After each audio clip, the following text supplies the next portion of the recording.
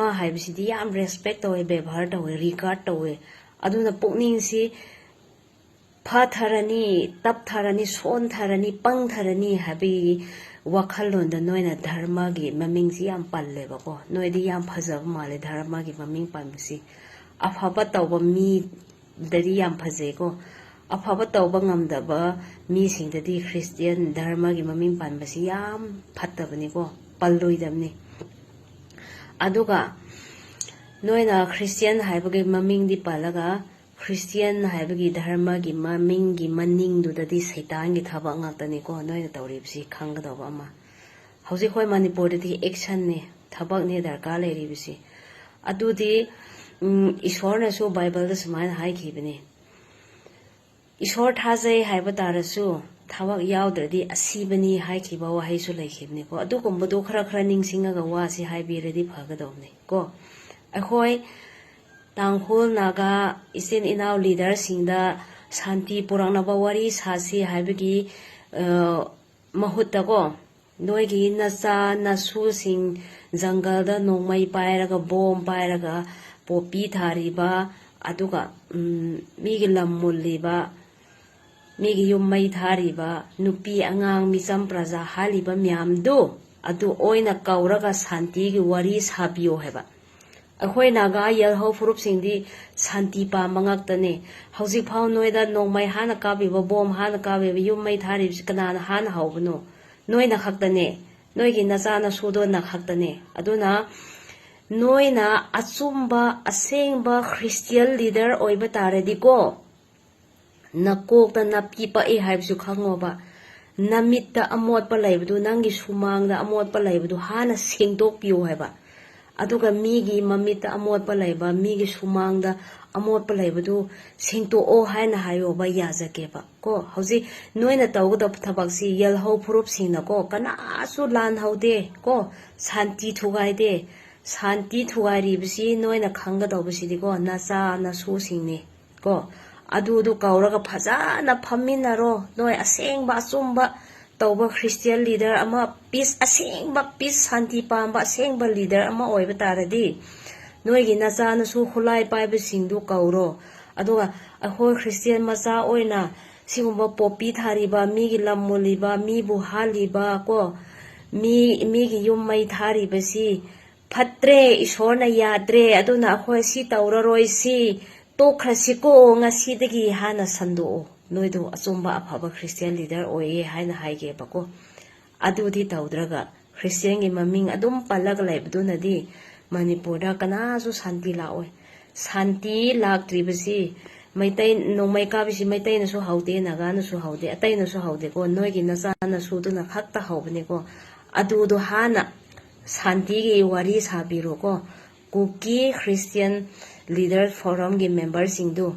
ꯅꯣꯏ ꯅꯆꯥꯅꯁꯨ ꯅꯣꯡꯃꯩ ꯄꯥꯏꯔꯤꯕꯗꯨ ꯍꯥꯟꯅ ꯄꯤꯁꯀꯤ ꯋꯥꯔꯤ ꯁꯥꯕꯤꯔꯣ. ꯑꯗꯨꯅ ꯃꯅꯤꯄꯨꯔꯗ ꯁꯥꯟꯇꯤ ꯂꯥꯛꯄ ꯑꯐꯕ ꯑꯍꯥꯟꯕ ꯈꯣꯡꯊꯥꯡ ꯑꯣꯏꯒꯅꯤ.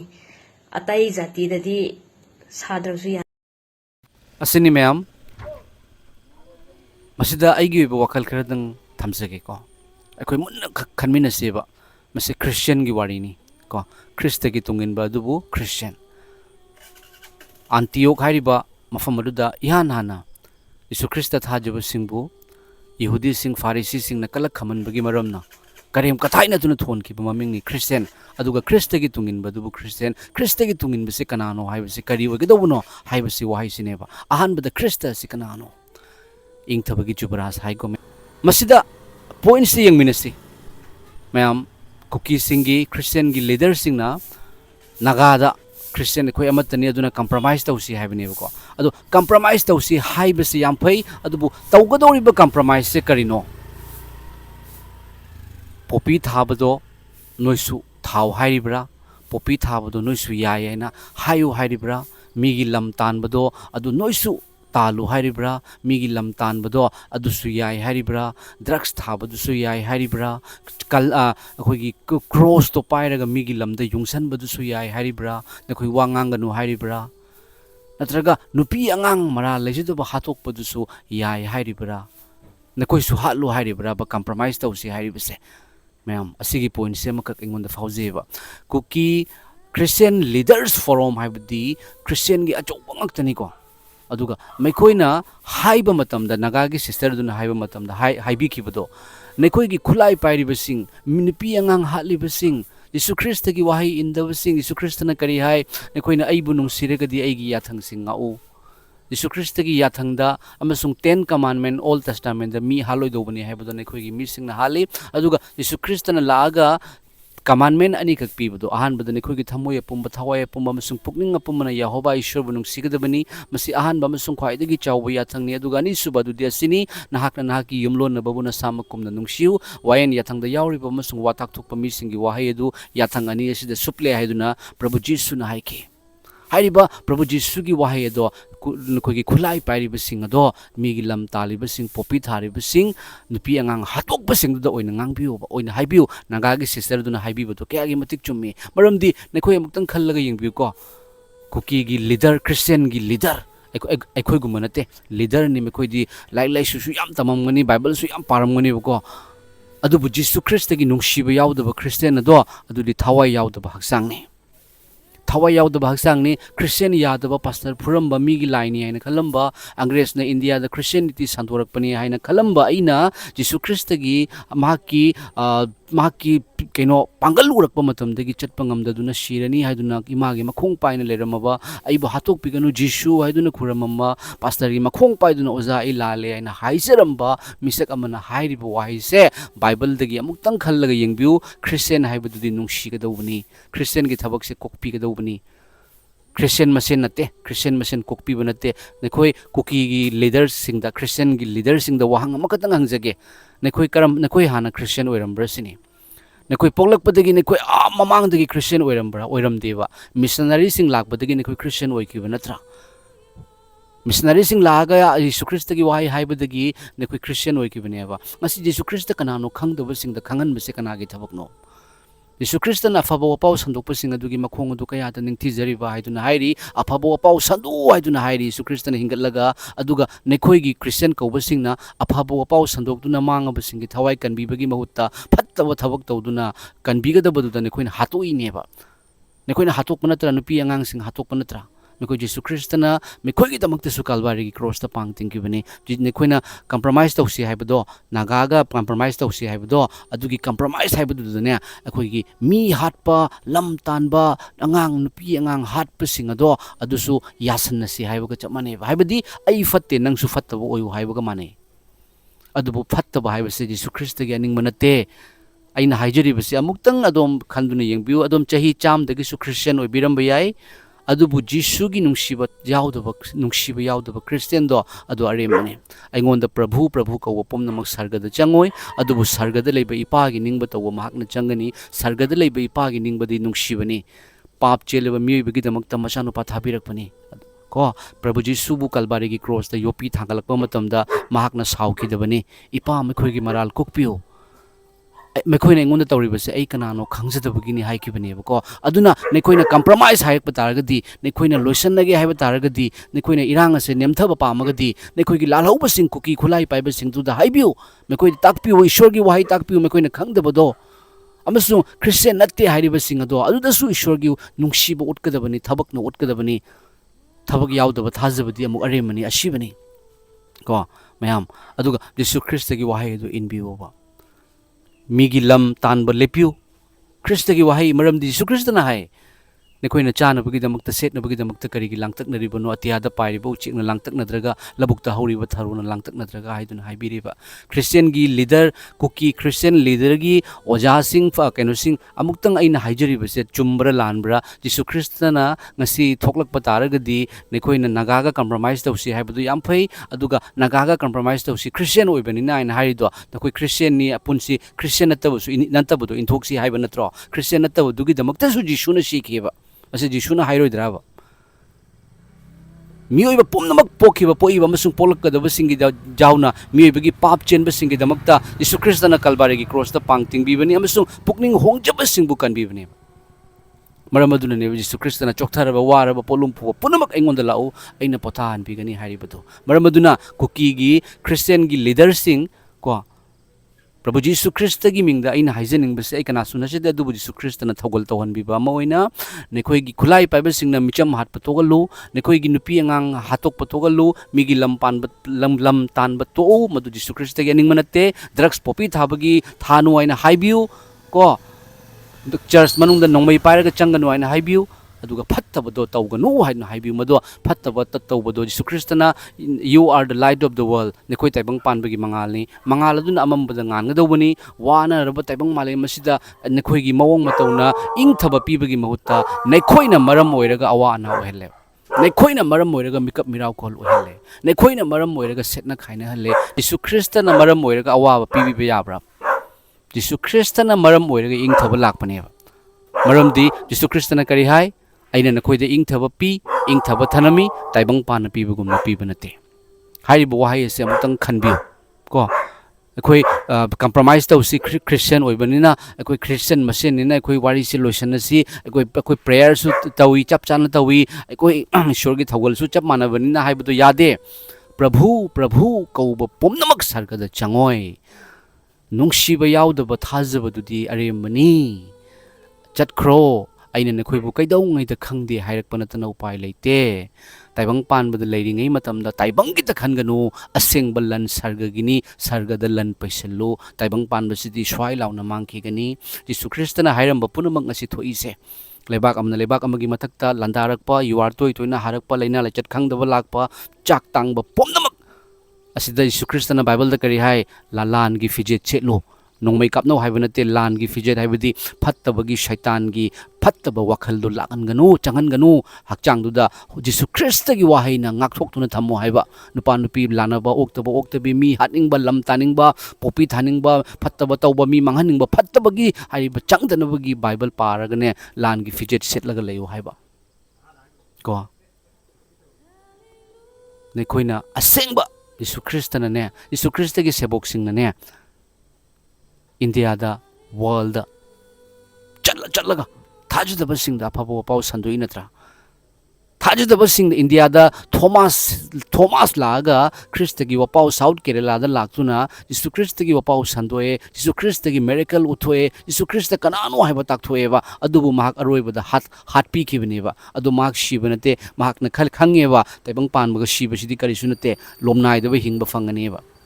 haiduna ko maramaduna thajadaba mangonda thajahanba khangdaba mangonda khanganba ase Christa gi thabakni maramaduna Christian natti hariba singado mekoide hen nei ishwar gi nungsiba uthokpagi mathone mayam lo sinjerage asini ko Christian ekoi pullasi Christian natabada awaba tahalasi haiba Christian natabada ekoi fattaraga su Christian natti mekoida wahalasi ekoi fattaraga su Christian amato oirisi haiba sibu karamba makhalgi Christian oidoino Jesu Christa na ne Calvary ki cross ta shibi bado mi pomnamakine aduga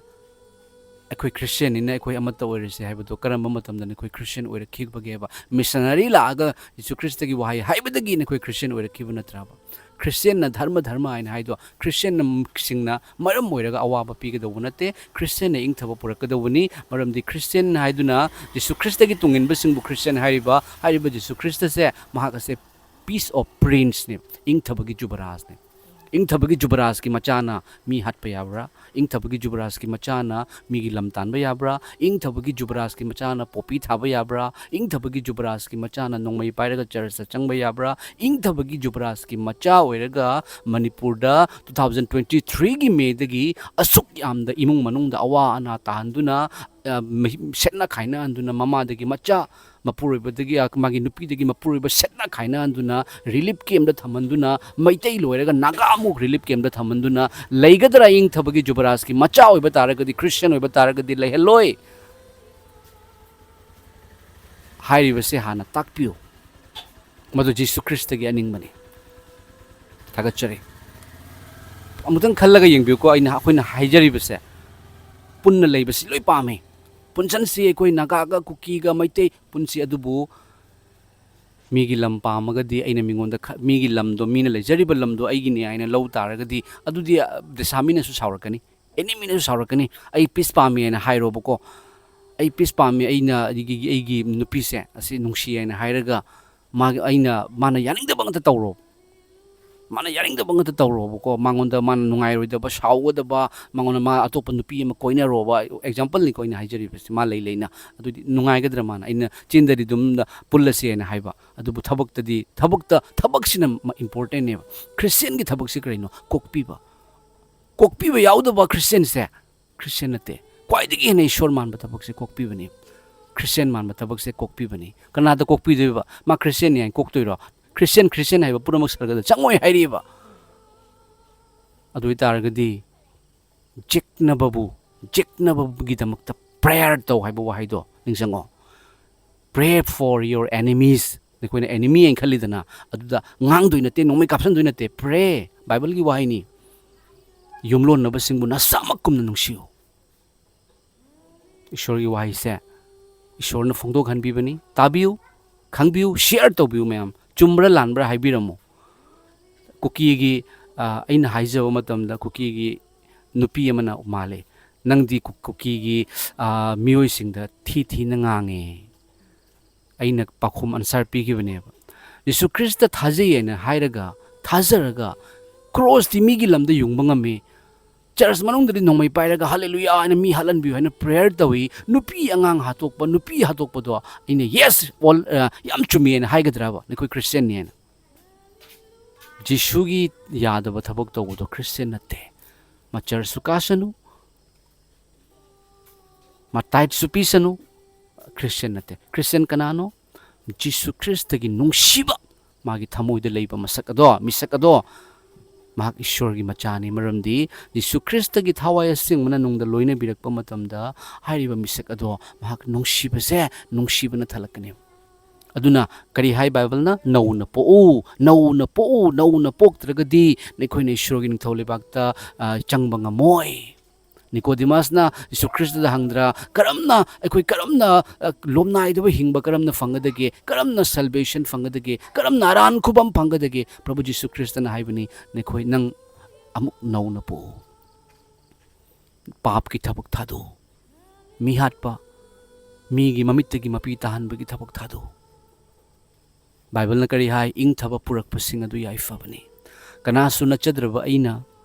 Bible yamna tamba ojasing Kuki Christian gi leader singda ina haijari se lanbra chumbra amutang haibiu maramdi Jesu Christa na pumnamakta nungsi